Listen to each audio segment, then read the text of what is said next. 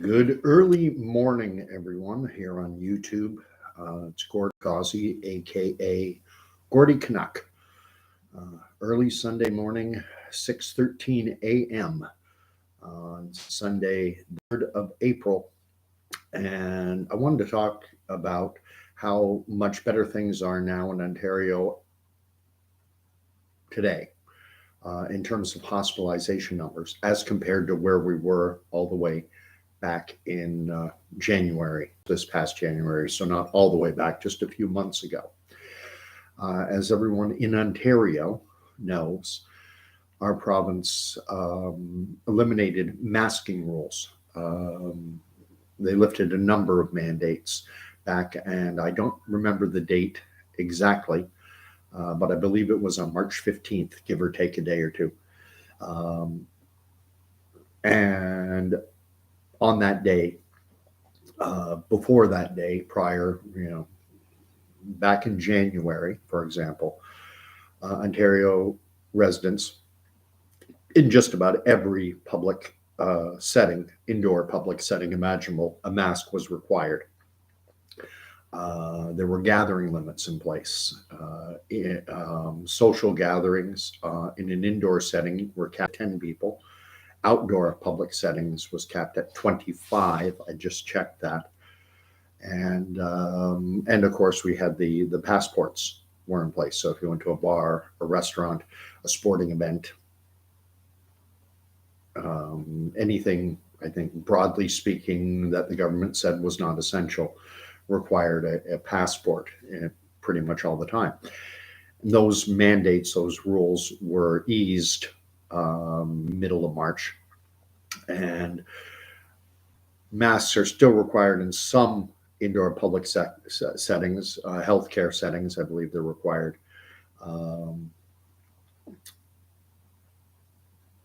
And public transit. But broadly speaking, if you're going to a grocery store, pharmacy, convenience store, gas station, if you're at a sporting event, if you're watching the Raptors or the Leafs, you don't have to be masked up. You don't have to show a vaccine passport, and there's no limit as to the number of people who can get together. So how are things? One would expect that in January, that when all these rules were in place, that things would be better back then than they are now, that the rules have been eased. The one thing is, everything's a snapshot in time, and masking mandates in Ontario came into effect in October of 2020. So from October 2020 all the way to March of 2022, it's got to be over a year and a half. Cases went up and down and up and down, and hospitalizations went up and down and up and down. So you couldn't really measure, were the masks working? Sometimes yes, and other times no. There are other factors involved. Obviously, there are the emergence of new variants. We're now being told that there's an even more transmissible. Back in January, we had Omicron, and now we're being told that now the predominant strain out is this BA2, which is a subvariant of Omicron, which is said to be even more transmissible than Omicron was. So one would suspect that things would be worse now, but they're not, at least in terms of hospitalizations. Back on January 18th, hospitalizations in Ontario peaked at 4,183. I've linked the Ontario COVID portal page down below so you can verify the numbers that I'm putting out. 4,183 was the number. So almost 4,200 on January 18th. What are we at now? 855.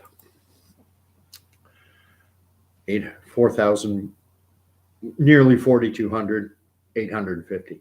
Is basically the math.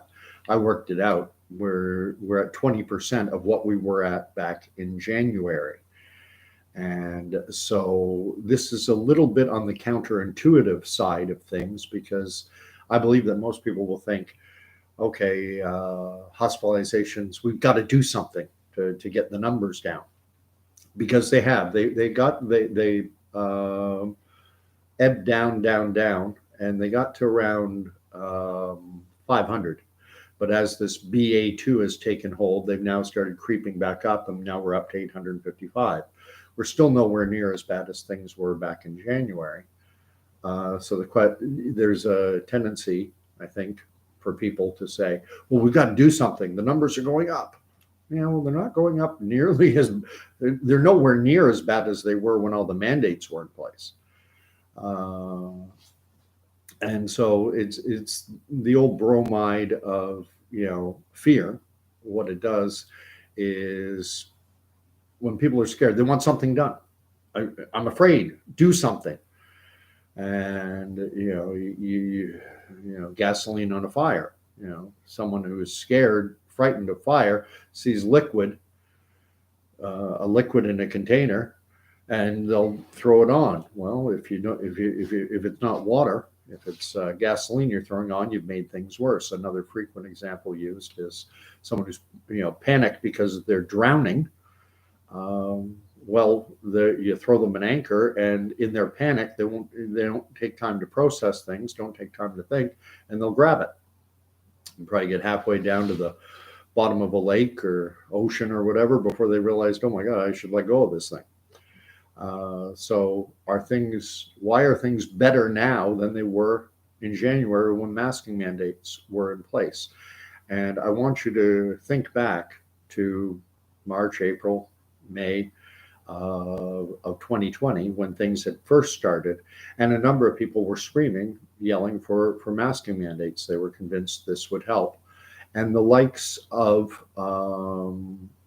Dr. Theresa Tam, Canada's Chief Medical Health Officer, commented on this, as did Ontario's then Chief Medical Health Officer, Dr. David Williams, and even Anthony Fauci was on national TV talking about masking and saying that it could make things worse. That was what they said back then. I think it's important to understand why they said it could make things worse. And I do have experience with this, having been in the military, undergoing what's called CBRN training, which is chemical, biological, radiological, nuclear warfare. You're trained in how to use PPE, personal protective equipment, properly. And also, during my career, I was posted to a medical unit, a field ambulance unit, for 3 years. And so you get the training. And the biggest thing with personal protective equipment is that, we're talking about masks, gowns, gloves, hazmat suits, anything. The outside material can be contaminated with whatever the agent out there is. I mean, in CBRN, you're talking about chemical, biological, radiological agents. And the outside material, that's what's protecting you. And you never want skin on skin or skin contact with that outside material because it can be contaminated. In the COVID era, with personal protective equipment, that outside material can be contaminated with virus. And go to a grocery store, even now, but certainly back when the mandates were in place, and what would you see? You would see this: someone going into the store. Oh, I'm going into the store, and they reach into their pocket and they just pull out a mask. Right? Do they worry about which is the outside material and which is the inside material? No, you pull it in, pull it out. So you take out the mask, then they put it on. Right? Now the mask is on. And what happens? As time goes on, it drifts, and it's being worn like that. Then they get in a conversation, they pull it back up, and you have all this touching of the outside material. Now, if the outside material is contaminated with virus, and we're talking about SARS-CoV-2, it's a well-established by the science now that this is an airborne virus. It's not just respiratory droplets that fall to the ground within 6 feet, 2 meters. It's viral aerosols, which are less than a micron in size. They're microscopic. Even the Ontario Nursing Association, I did a video on their letter to Premier Doug Ford earlier. Viral aerosols can hang in the air for hours, depending on the humidity conditions. They can get into ventilation systems. They can travel 30 or so feet. So while this will protect you somewhat from breathing in a respiratory droplet, we're swimming in viral aerosols, and there are huge gaps here. You know, there are gaps here, but I'm right now on the outside of the material. You're breathing in, you're breathing out, so it's damp, it's warm, it's moist, and you have viral particles, conceivably. Or you go to a grocery store, you're swimming in an ocean of aerosols because they're leaking out from the top, from the bottom, from the sides, and maybe a lot of the masks that people wear, if they're, you know, so a lot of people just wear a neck gaiter. So you're breathing these in. So now you have the outside of the material is contaminated. Proper use of PPE says you never touch the outside material. You don't just stuff in and out like everyone sees every day at a grocery store. Don't just yank it out of a pocket with your hand all over the outside material, because now the outside material is contaminated. Now I've touched it. Now my hand is contaminated. Your skin is a protective barrier. It's the most important organ in your body. But without even thinking about it, people touch their mouths, they touch their noses, they wipe their eyes. What's happened? Those are the 3 points of entry. This is, you know, romper room science that everyone learned in public school. Don't touch your, you know, wash your hands frequently, and don't touch your mouth, nose, eyes. But we do it all the time without even thinking about it. It's instinctive. Your nose itches. You go like that. You know, a little bit of, you get a little something, a little bit of spittle, a little drool or whatever, you know, comes out of your mouth because you're drinking something. You wipe. It's instinctive, and I think there is a strong possibility. Can't prove it empirically, but I think there's a strong possibility that the reason numbers are so much better, we're so much better now. January 18th, when Omicron was the dominant strain, 4,183 Ontarians with a positive COVID test in hospital. Now, January, you know, 2-3 months later, with now a more transmissible variant out, this BA2, and yet we're only at 855. Shouldn't things be worse than they were before? And I think the reason things are, you know, things should be worse, one would think, with a more transmissible variant, but now we don't have everyone wearing these, which at the start of the pandemic, the likes of Dr. Theresa Tam, Dr. David Williams, Dr. Anthony Fauci, they were on public TV in our mainstream media telling people that wearing masks could actually make things worse. And things are better now than they were. Will the numbers keep climbing? I expect they will. I expect Ontario's hospitalization numbers are going to keep climbing. It's the same thing that happened last year. Last year in January of 2021, we had just over 1,700 people in hospital with a positive test for COVID. And again, that was January of 2021, so a little over a year ago.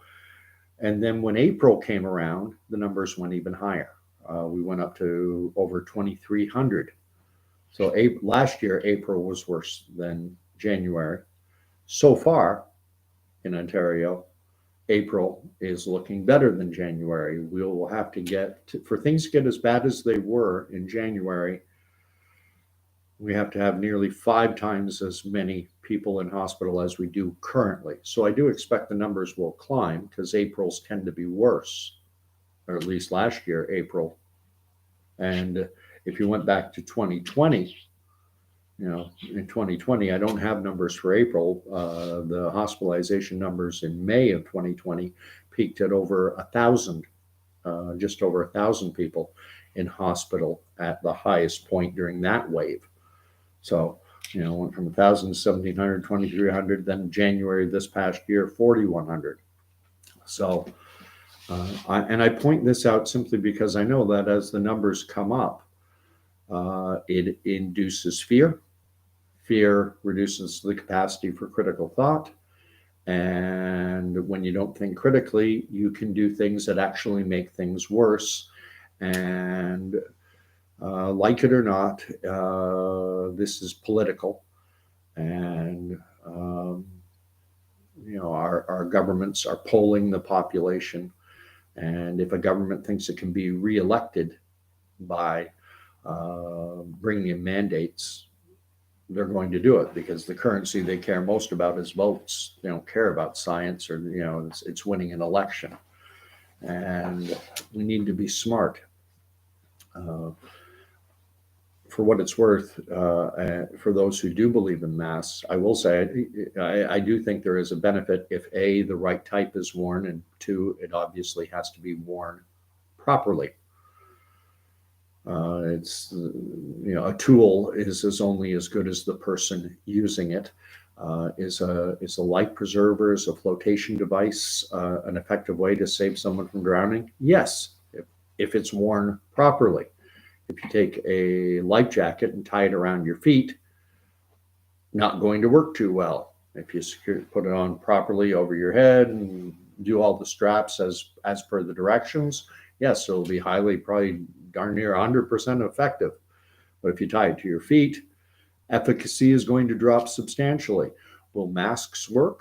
Yes, if you wear the right type, and if you wear it correctly. Don't touch the outside material, and don't stuff it in and out of dirty pockets. That's theater. That's just virtue signaling because you're not following the rules. If you're gonna wear these things, get an N95 or better. It's got to be tightly sealed to the face. Can't have any gaps, and don't touch the outside material.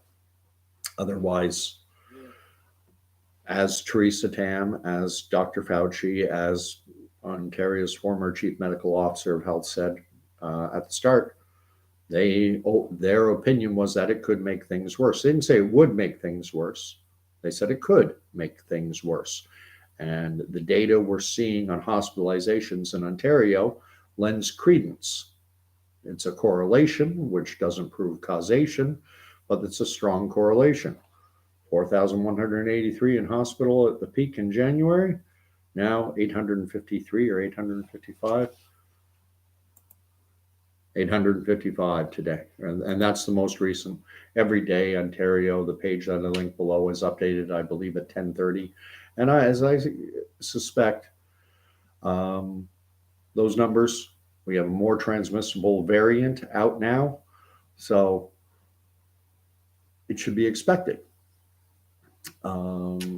If we put masks on, I wonder now. One thing we don't know: how much better would things have been in January if we hadn't been wearing masks? Would they have been better? Would they not?